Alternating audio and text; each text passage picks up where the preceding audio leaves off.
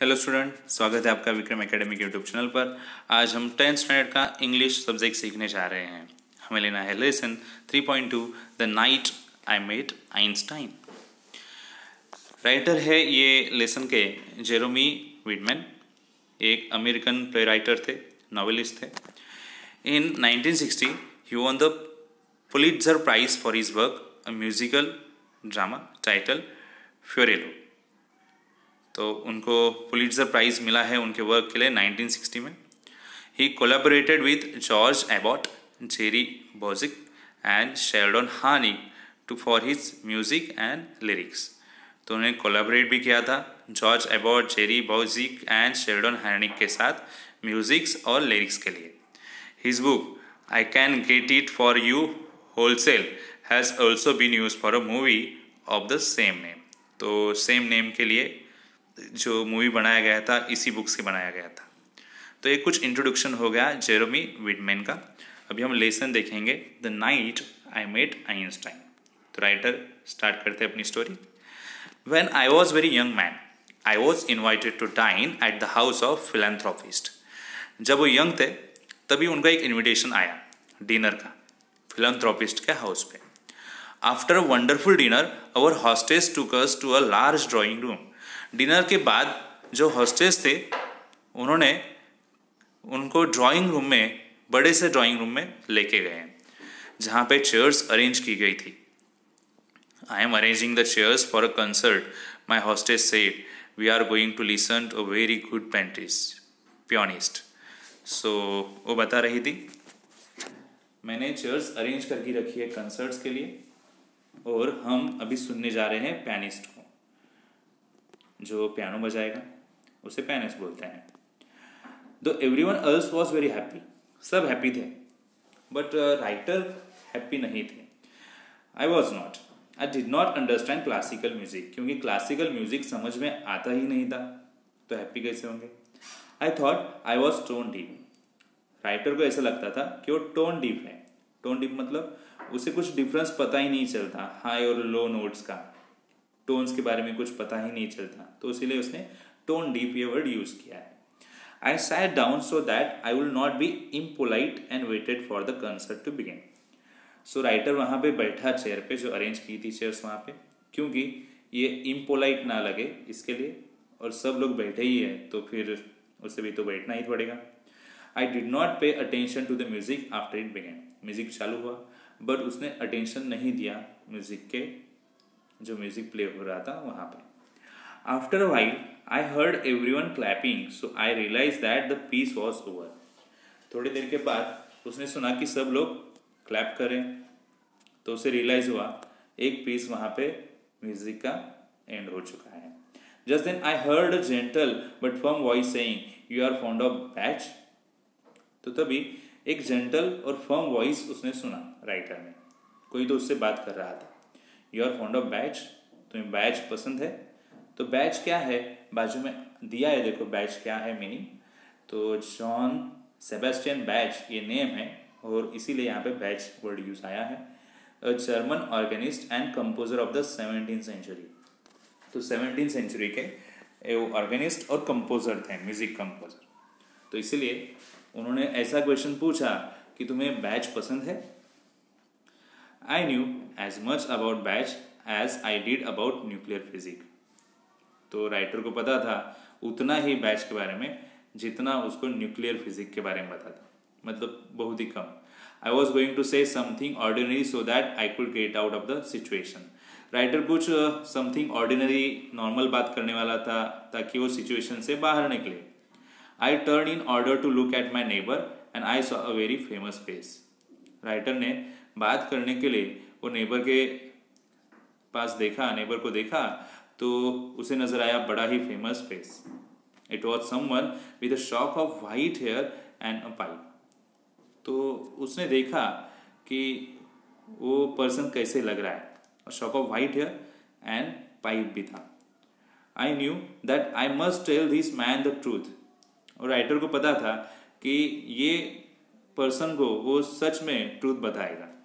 He looked at me as if my answer was very important. वो ऐसे देख रहा था राइटर को जैसे राइटर का आंसर बहुत ही इम्पोर्टेंट है। I do not know anything about batch, I said. Writer ने बताया कि बैच के बारे में मुझे कुछ पता नहीं है। I have never heard any of his music, मैंने उसके म्यूजिक के बारे में कुछ सुना नहीं है। तो वो पर्सन, जो अपोजिट पर्सन था, वो सरप्राइज हो गया। You have never heard Bach, he asked, तुमने बैच के बारे में कुछ सुना ही नहीं है। He made it sound as if I had said that I had never taken bath. उसने इस तरह से एक्सप्रेशन दिया पर्सन ने कि ऐसे लगा कि राइटर ने बात किया ही नहीं कब। I had like to understand music so that I could understand Bach, I said, but I am not able to, I am tone deaf. Writer ने बताया, मुझे म्यूजिक समझना अच्छा लगेगा बट मुझे बैच नहीं समझ में आएगा। So but I am not able to, मुझे वो समझना है, मुझे पसंद आ सकता है बट मैं कर नहीं पाता। सो आई एम टोन डीप, मैं टोन डीप हूँ, मुझे वो टोन्स म्यूजिक नहीं समझ में आता। The old man got up, you will come with मी। वो जो ओल्ड मैन था वहां से उठा और उसने कहा, तुम मेरे साथ आ रहे हो। I just remain seated, writer वैसे ही बैठे रहा। I am requesting you to come with me, he said again. उसने वापिस कहा, मैं रिक्वेस्ट करता हूं कि तुम मेरे साथ चलो। राइटर को रिक्वेस्ट की वो पर्सन ने। So I went up with him, so writer उनके साथ चला गया। He took me to a room which had a gramophone in it and asked, तो वो रूम में वो लेके गया जहाँ पे ग्रामोफोन रखा था और उसने पूछा, what kind of music do you like, तुम्हें कौन सी तरह का म्यूजिक पसंद है। वेल, राइटर ने आंसर किया, I like songs that have words and the kind of music where I can follow the tune. मुझे ऐसे सॉन्ग्स पसंद है जिसमें वर्ड्स होंगे, उस तरह का म्यूजिक पसंद है जो मैं फॉलो कर सकूं tune. He smile and nodded, वो पर्सन ने स्माइल दी और फिर ऑब्वियसली प्लीज, वो थोड़ा प्लीज लग रहा था। You can give me an example perhaps, तो मुझे कुछ एग्जाम्पल दे दो, ऐसे उसने क्वेश्चन पूछा। I told him I like anything by Bing Crosby, मैंने कहा, मतलब राइटर ने कहा कि उसे कुछ भी पसंद आएगा, जैसे कि बिंग क्रॉस्बी, नाम लिया बिंग क्रॉस्बी। ये कौन थे? अमेरिकन सिंगर थे, एक्टर थे, उनका म्यूजिक भी पसंद आएगा। At once I could hear Bing Crosby's voice filling the room, एक बार उसने साउंड सुना था बिंग क्रॉस्बी का पूरे रूम में, ऐसे जैसे कि भर गया पूरा वॉइस, अच्छा लगा था। Now can you please tell me what you just heard, he said, क्या तुम बता सकते हो क्या तुमने अभी क्या सुना है।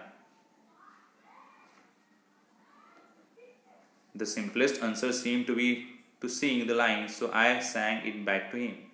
सिंपलेस्ट आंसर क्या था कि जो भी ट्यून अभी ओल्ड मैन ने भी बिंग क्रॉस्बी का वॉइस पूरे रूम में जो लगाया था, मतलब जो उसने प्ले किया था, उसका वॉइस पूरे रूम में फैल गया था, और इसीलिए उसने वापस क्वेश्चन पूछा था ओल्ड मैन ने कि तुमने अभी क्या सुना है। तो सिंपलेस्ट आंसर क्या था उसका कि जो भी लाइंस उसने सुना है राइटर ने, वो लाइंस उसने वापस सिंग करके बताने की कोशिश की। He smile, you are not tone deaf, he said. तो ओल्ड मैन खुश हुआ, वो बोला, तो देखो तुम टोन डीफ नहीं हो, अगर तुम टोन डीफ होते तो तुम्हें कुछ भी पता नहीं चलता, तुम सैंग भी नहीं कर पाते। आई told him this was one of my favourite song, writer ने बताया कि ये मेरा फेवरेट सॉन्ग है। Something I heard 100 of times, जो मैंने 100 ऑफ टाइम्स सुना है।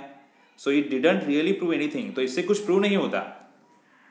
तो ओल्ड मैन यानी आइंस्टाइन थे, वो बोले, नॉनसेंस, इट प्रूव्स एवरीथिंग, इससे सब पता चलता है। Do you remember your first arithmetic lesson in school, क्या तुम्हें पता है तुम्हारे स्कूल में पहला अरिथमेटिक लेसन कौन सा सिखाया गया था। Suppose at your very first contact with numbers, अगर सपोज आपको पता है क्या तुम्हारा सबसे पहला कॉन्टैक्ट नंबर कौन सा है। Your teacher had order you to work out a problem in, तुम्हें पता है क्या तुम्हारे टीचर ने सबसे पहला प्रॉब्लम तुम्हें कौन सा दिया था। से a long division of fractions, division का प्रॉब्लम हो या फिर फ्रैक्शन का है। Could you have done it, जो तुमने किया हो कुछ याद है। तो ऑफ कोर्स नॉट, ये सब थोड़ी ना याद रहता है, बराबर कि नहीं। Exactly, it's like learning maths, ये मैथ्स लर्न करने जैसा ही है. You have to learn addition and subtraction, तुम्हें एडिशन सीखना होगा, सब्सट्रैक्शन सीखना होगा in order to do multiplication and division. अगर आपको मल्टीप्लीकेशन सीखना है, डिवीजन करना है, तो एडिशन सब्सट्रैक्शन आना ही चाहिए. Now I am playing something a little more advance. अभी मैं कुछ एडवांस प्ले करने जा रहा हूँ. It was John McCormack singing the trumpeter sing that back. तो ये जॉन मैककॉर्मैक है जो ट्रम्पिटर सिंग करेंगे और तुम क्या करोगे, सिंग दैट बैक, वापिस सिंग करोगे. And we went on from level to higher level until he was playing just music without words.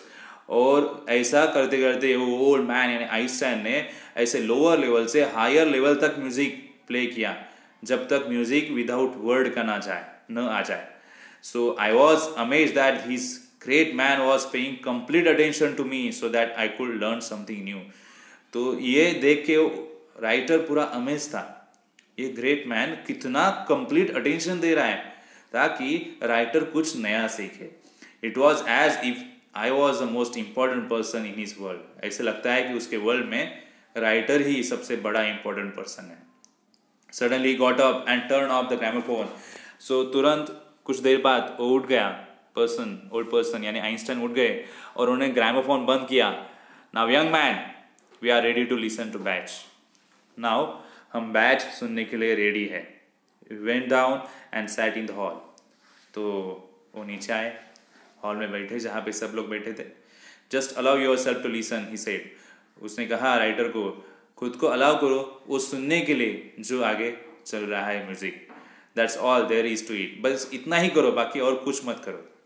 I have heard that piece many times since that day. उस दिन से वो piece राइटर ने so many times सुना. But I am never alone.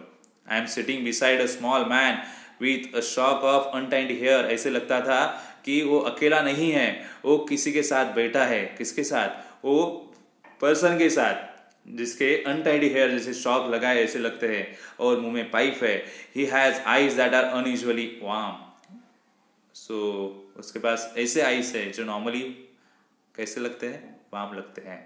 When the concert ended, जब concert end हुआ, I too was able to clap sincerely. Writer ने भी sincerely clap किया. और hostess came toward us. We both stood up. उनकी hostess उनके पास आई, दोनों खड़े हुए. I am so sorry, Dr. Einstein, she said. तो बोली, डॉक्टर आइंस्टाइन हमें माफ़ कर दो. Giving me a cold look that you miss so much. आपने बहुत कुछ मिस किया है. और मिस करने का रीज़न था राइटर, तो उसने राइटर के पास देख के ऐसे कहा. I am sorry to, he said. My young friend here and I were engage in the greatest activity of which a human being is capable. Doctor Einstein ने भी कहा, हमें भी माफ़ कर दो क्योंकि मेरा यंग फ्रेंड और मैं कुछ इतने बड़े एक्टिविटी में इन्वॉल्व थे जो ह्यूमन बीइंग करने के लिए कैपेबल हो सकता है. She look puzzle. उसे कुछ समझ में नहीं आया हॉस्टेस को. Really? And what is that? वो कौन सी एक्टिविटी थी, ऐसा उसने क्वेश्चन पूछा. Einstein smile and put his arm across my shoulder. Einstein थोड़ा सा हंसे, अपना आर्म जो है राइटर के कंधे पे रखा और कहा, opening up the frontiers of beauty. तो जो ब्यूटी देखने के फ्रंटियर्स है वो फ्रंटियर्स ओपन करने थे, वो सीमाएं खोलनी थी ताकि वो ब्यूटी देख सके. तो यहाँ पे ये लेसन एंड होता है स्टूडेंट्स.